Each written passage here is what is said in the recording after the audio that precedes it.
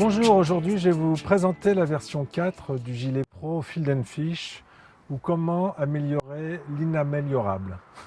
Ensuite, à quelques petites remarques clients, j'ai décidé de refaire complètement le gilet. Alors, j'ai quand même gardé ce qui marchait bien, à savoir 80% des choses, et j'en ai modifié 20% d'autres.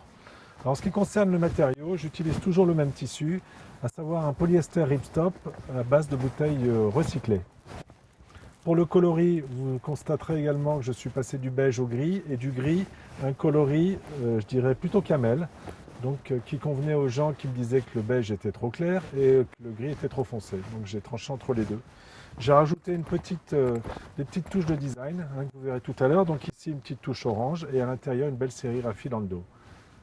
Alors ce qui concerne les particularités de ce gilet, les grands changements, c'est les poches préformées. Donc il y en a beaucoup qui vont demander des poches préformées. Ouverture, facilité, avec une seule main.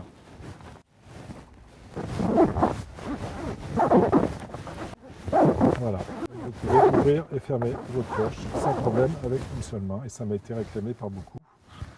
On a gardé le système de serrage ici pour éviter que les voiles se trimballent. On a toujours les Napoléon Pocket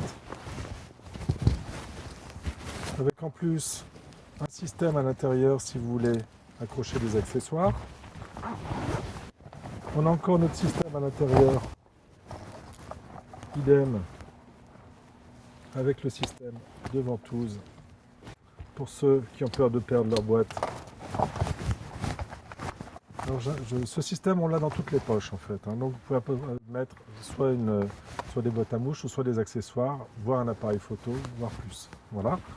Donc ici, on a toujours les petits ressorts pour les accessoires. Pareil, ici j'ai renforcé les aimants, ça m'avait été réclamé parce que je les trouvais pas assez forts les clients, à juste titre.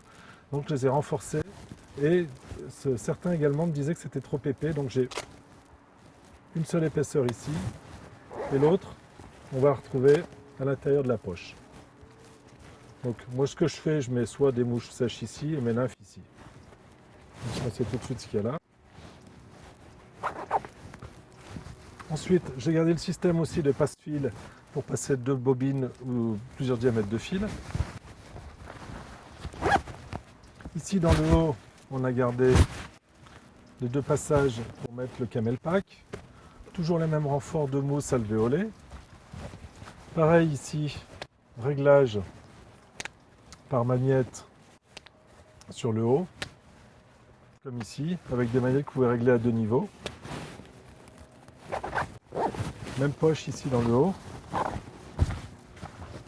Sur le côté, toujours le même système très pratique qui permet en fin de pêche d'enlever son gilet avec une seule main. Dans le dos, on retrouve cette poche ici qui a également été agrandie à la suite de la remarque de quelques-uns d'entre vous.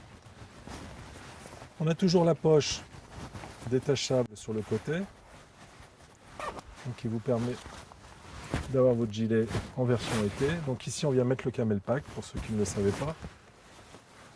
Sur le côté également, on a ce système ici avec un anti-glisse pour que le réglage ce soit optimum. À l'intérieur, on trouve quoi? On trouve une belle sérigraphie de mon logo Field & Fish. Toujours la grande poche horizontale dans laquelle vous pouvez mettre un impair, voire la veste pro. Sur le côté à l'intérieur, on a toujours la poche ici de côté, une petite poche ici, une poche ici pour pouvoir mettre des clés, poche lunettes, évidemment. Je pense ne rien avoir oublié dans ce gilet.